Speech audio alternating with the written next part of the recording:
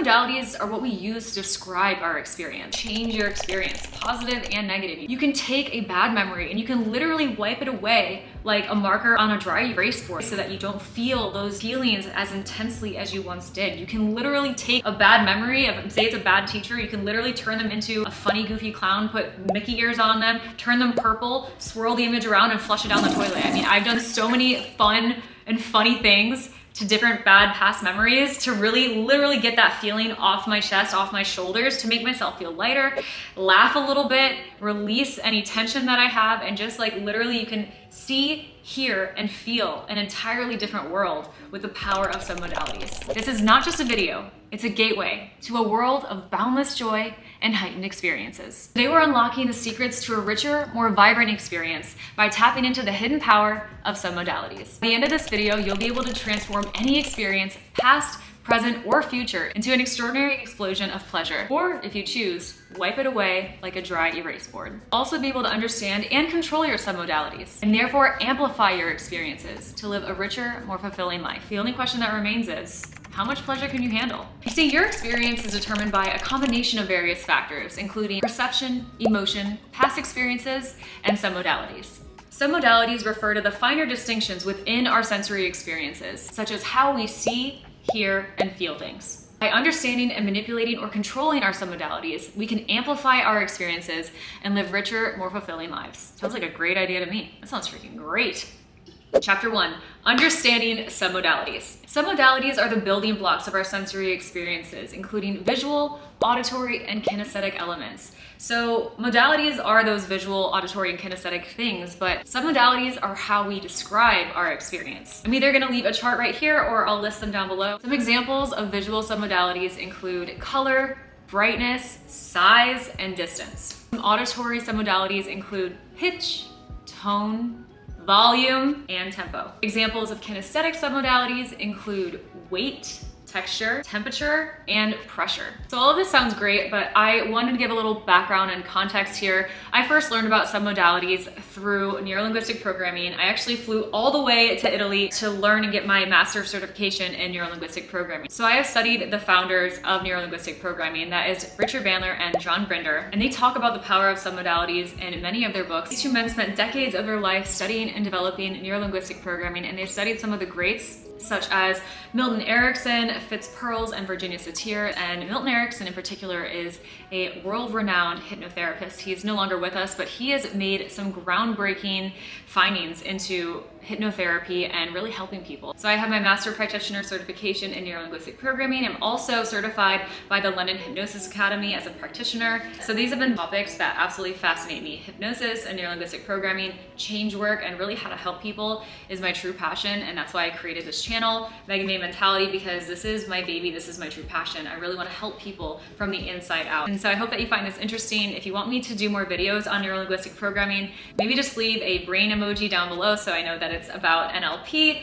Chapter 2, the role of submodalities in perception. Perception refers to the process of selecting, organizing, and interpreting sensory information to create a meaningful understanding of the world. It involves the brain's ability to make sense of the incoming stimuli from the environment, including your five senses, which are visual, auditory, kinesthetic, olfactory, and gustatory. Submodalities are what we use to describe our experience. Submodalities shape our memories, emotions, and responses to various stimuli. Understanding our unique submodalities can help us recognize patterns in our experiences. So I keep talking about how to have a richer experience by harnessing the power of submodalities. So we're gonna do that right here, right now. Starting with visual submodalities, we're gonna experiment with adjusting a memory of ours. So I want you to think of a memory that is just so-so. Maybe it's when you're at the grocery store. That's the first thing that comes to my mind is I remember going to the grocery store, but you don't really think of like these vivid, crazy things happening. You just think of, okay, I went to the grocery store. So pick a memory that is just kind of there, if you will. Maybe it's dull.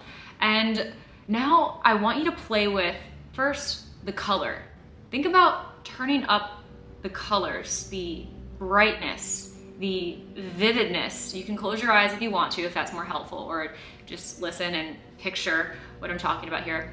Picture that memory and just turn up the colors, the vividness, the brightness. Now I want you to we're gonna play with the size. I want you to make it bigger. Make everything in that image bigger, larger, wider, expansive, growing.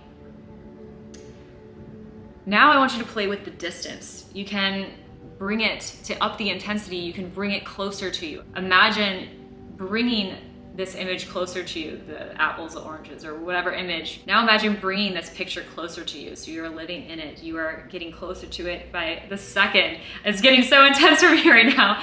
Now maybe instead of a picture, you can turn it into a movie. See some things moving in there, seeing some action, really living in it, standing in it, and playing with the pictures, turning it into moving images. Now it's a movie. So you can start to see how you can play with your mind and really use these visuals to your advantage and really up the intensity and make it more exciting and lively for you by just playing with the submodalities. Hopefully that made that more dull memory a bit more lively and vibrant. Now let's play with the auditory submodalities. You can adjust the pitch, tone, and volume of an experience to adjust the emotional impact of that experience. So I want you to hear the most annoying person that you've ever spoken to. Hear them on the phone, or maybe it was like just a super annoying Telegram person or something where they're on the phone and it's really annoying to listen to them talk, that whatever kind of voice, however you want to describe it, really hear that voice and their annoyance.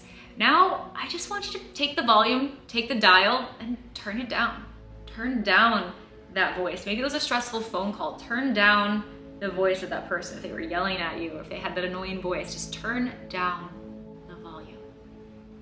Doesn't make it quite as annoying. Now, I want you to change the sound entirely. Change the tone of their voice. Turn it into maybe a sexy voice, or somebody who plays smooth jazz, just some kind of sexy, smooth tone, something that's more pleasing to you. Just playing with those two submodalities alone can ease the emotion of that experience and ease the memory of that experience. I hope you're starting to see the power of submodalities here. It can help you feel more relaxed and feel more in control, because you are. Now let's play with kinesthetic submodalities here. Explore sensations such as weight, texture, and temperature, even pressure. So an example, you can feel the heavy weight and pressure of the workload that you have to do. Now just adjust the sensation of the workload. You can make a heavy workload feel lighter by mentally adjusting the weight and the texture and the pressure. Just feel it become lighter. Maybe the papers in your hands begin to float. Maybe the pen across the page is just gliding. You can feel it smoothly, the pen going across the page. Feeling any stress just roll off your shoulders. That feels nice. So you can really play with some modalities and really change your experience, positive and negative. You can make a positive experience even more exciting, more vibrant, more extraordinary and explosive and expansive, or you can take a bad memory and you can literally wipe it away like a marker on a dry erase board. You can wipe it away so that you don't feel those feelings as intensely as you once did. You can literally take a bad memory of, say it's a bad teacher, you can literally turn them into a funny, goofy clown, put Mickey ears on them, turn them purple, swirl the image around and flush it down the toilet. I mean, I've done so many fun and funny things to different bad past memories to really literally get that feeling off my chest, off my shoulders, to make myself feel lighter, laugh a little bit, release any tension that I have, and just like literally you can see, hear, and feel an entirely different world with the power of submodalities. I really like to see this as a playground. You can use your mind to your advantage. You can use it as a playground to literally turn any memory into a positive one, any experience into an amazing one if you choose to. You can do anything with your mind. I want people to realize how powerful their minds are. I want people to realize how powerful your mind actually is. It is so powerful. It does what you wish. It literally is your genie. It literally is your servant. And it's literally my playground. So some modalities offer a powerful toolkit to transform all of our experiences. Some modalities really are a powerful tool to have in our toolbox to transform any experience and any perception. I want you to see that it's as simple as choosing a new word to have an entirely new experience. Think about two different people. Say somebody is at the grocery store. Let's use that one again. Somebody cuts you in line at the grocery store. You could then tell your friend, that really pissed me off. I'm so angry, I'm so mad, I'm livid, I'm enraged. But you could also explain it to your friend, and you could use a slightly nicer word for your perception there. You could say, somebody cut me in line and it peeved me. Peeved me. Now, peeve, I don't know about you, but the word peeved doesn't really hit as hard as peeved. Peeved is kind of funny in that it almost can make you laugh. So choosing a new word, even if it still can describe that feeling, if you have a slightly less intense word, less heavy word, it can completely change your memory of it. It can completely change your experience. And that leads to less stress, less anxiety, less fear. So we can get into some real world examples here next. I think a lot of people experience anxiety, so let's overcome it. If you feel comfortable, imagine the last slightly anxious thought that you may have had. Picture it in your mind, you can close your eyes. Now take that picture, take that image, and make it really small, really fast, really small, really fast, really small. Now it's super tiny. Maybe you can hold it in your hand, look at it. Look at that anxious image, so tiny, so small. Maybe it's somebody saying something to you or whatever you're hearing from that image. I want you to just take the dial and turn it down. Turn down that sound. Low sound. Can you even hear it anymore?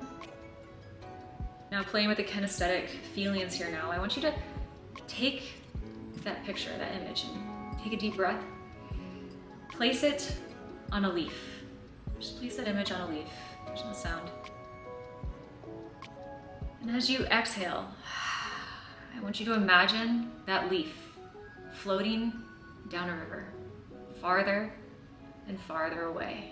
And as you imagine it floating farther away, and with each exhale that you take, you can feel yourself getting lighter and lighter.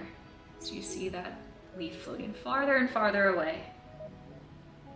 So far into the distance, it becomes a dot, it becomes a pinhead, until you can't even see it anymore. Went over a waterfall. Now you can just feel the lightness. Feel the calmness. That feels really good. By mastering these subtle nuances, we can cultivate richer, more fulfilling lives. Now I want you to take what you've learned here today and really experiment in your daily life and really play with these submodalities to either really just wipe away an experience that you don't want or enhance an experience that you love. It can be in the moment or a past memory, like I said, past, present, or future. And you really can unlock a world of possibilities and boundless joy. Thanks so much. I hope that you guys enjoyed this video and got some value from it. If you did, please give it a big thumbs up. It really helps support my channel. And I will see you in one of these videos up next. See you there.